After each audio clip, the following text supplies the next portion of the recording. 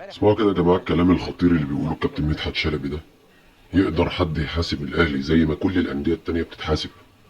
امبارح كنت اتكلمت عن موضوع كولر وطالبت بوضوح شديد جدا بمحاسبه من صاغ عقد مارسيل كولر وجعل النادي الاهلي يتكبد 14 شهر كامله دون عمل لكولر طبعا، بما يعني بنتكلم فيما يقرب من 200 مليون جنيه مصري، وهذا امر فيه اهدار للمال العام زي ما انا قلت امبارح. طيب، بضيف على كلامي امبارح انه النادي الاهلي بيدفع حاليا شهر بشهر لكولر، يعني في نهايه كل شهر بيبعت له الراتب بتاعه على الشركه المتوليه امره، على اساس انه يعني بالبلدي كده امام القانون الدولي والمحكمه الرياضيه الدوليه هو لا يقصر في دفع ما هو مطلوب منه دفعه.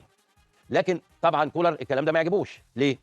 لانه ده معناه ان هو هيفضل مربوط في بيته بياخد الراتب من النادي الاهلي شهريا، ولا يستطيع ان يدرب اي نادي اخر، لانه لو درب نادي اخر وهو بيقبض من النادي الاهلي شهر بشهر، ده معناه ان هو اخل بعقده مع النادي الاهلي، مما يتيح للنادي الاهلي ان هو يفسخ العقد. وطبعا الاجانب ناصحين جدا، انصح مننا بكتير. احنا بنفتكر ان احنا انصح، لكن هم في الامور الماليه انصح مننا بمراحل. وبالتالي كولر وصل لاداره النادي الاهلي انه مستاء تماما من هذا الامر، وان هو بيطالب كاش داون بيمنت، كاش ال 14 شهر بتوعه. وبمجرد طبعا ما يمسك ال 14 شهر في ايده ممكن تلاقيه تاني يوم متعاقد مع نادي سواء داخل سويسرا او خارجها، مالناش دخل يعني، وبيشتغل. لانه حكايه شهر بشهر دي معطلاه تماما، بالاضافه انه عايز ياخد المبلغ على بعضه يعني. النهارده وفقا لكلام ان الكابتن محمود الخطيب هيقعد مع وكيل اعماله ويحاول يتفاهم معاه، وانا بقول لكم من دلوقتي لا وجود لاي منطق تفاهمي. الناس لما مشي كولر قالت لك ايه؟ ده الراجل اتراضى وشاف صوره في الشوارع وشكر النادي الاهلي ليه ومبسوط قوي، برغم انه اخذ كام ازازه في دماغه يعني، بس مش دي القضيه برضه. انا قلت لكم في ساعتها هذا كلام خارج اطار المنطق. للناس الاجانب دول، الناس الاجانب دول القرش بيحسبوه كويس قوي وما بيسيبش دولار، وقد كان كلكم شفتوا يعني. امبارح انا كلمت عن من المسؤول عن هذا العقد، اللي هو الحقيقه انا في حياتي الكرويه الاعلاميه ما شفتش زيه اطلاقا، لا مثيل له يعني. وقلت دوروا مين اللي عمل، وعدت الامور كلها رويدا رويدا. قلنا الاول المهندس خالد مرتجي هو اللي جاب الراجل وقعد معاه واتفاهم معاه ان هو هيدرب الحكايه والروايه. وبعدين هناك محامي اجنبي عن النادي الاهلي بدا يصيغ العقد وفق الكلام اللي اتقال يعني. وبعدين الشؤون القانونيه قالت ده غلط في الصياغه وفي الترجمه ايه. وقلت طبعا مش حاجه اسمها غلط في الصياغه ولا في الترجمه ولا، لان انت بتتكلم فيما يقرب من 200 مليون جنيه مصري، ما ينفعش فيها الكلام ده. اخر تقليعه النهارده دي جات لي من جوه النادي يعني، ان هم انا عايز اضحك والله بس يعني ما ينفعش اضحك. بيقولوا ايه؟ بيقولوا اصل مونتيري ده المحامي الاسباني وهو المستشار القانوني للنادي الاهلي، ده راجل احنا بنثق فيه جدا، وهو اللي صاغ العقد، واحنا من ثقتنا فيه خلاص هو الراجل بتاعنا والراجل بتاعنا وبيقبض من عندنا وعمل العقد تمام تمام، فاحنا مش هنبص وراه بقى. عشان كده انا ضحكت قبل ما اقول الكلام ده. الكلام ده يا جماعه ما ينفعش. او سويسري مونتيري اسباني سويسري زي ما يطلع يعني. هل الكلام ده ينفع؟ ما احنا لما بنتزنق لازم ندور على حد ملوش مربط. وقال لك ايه؟ وقال لك احنا هنفسخ بقى العقد بتاعنا مع مونتيري، بس ايه؟ هنجيبه في الحاجات الصعبه شويه يعني.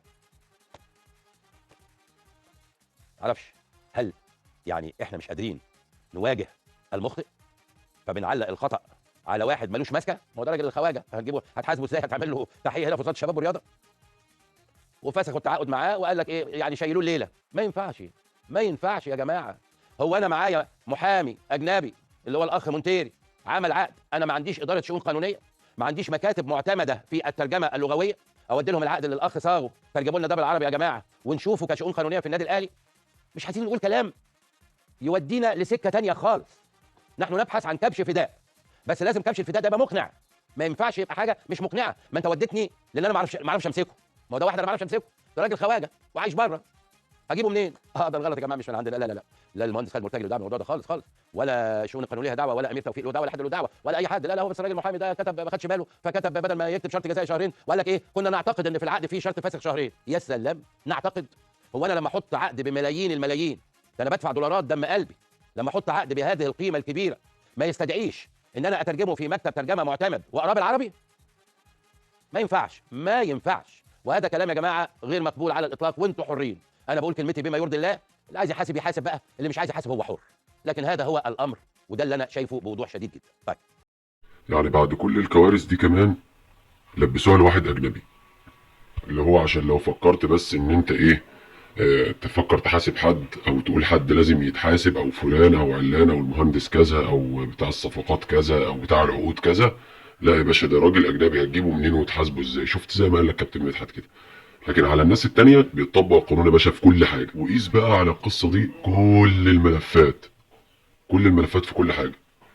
سواء مدرب، سواء اداري، سواء لعيب كوره، سواء صفقه، سواء قيس على كل حاجه نفس الحاجه اللي حصلت دي. مفيش قانون، مفيش حاجه عليك انت، مفيش قانون على الناس التانيه كلها الا انت.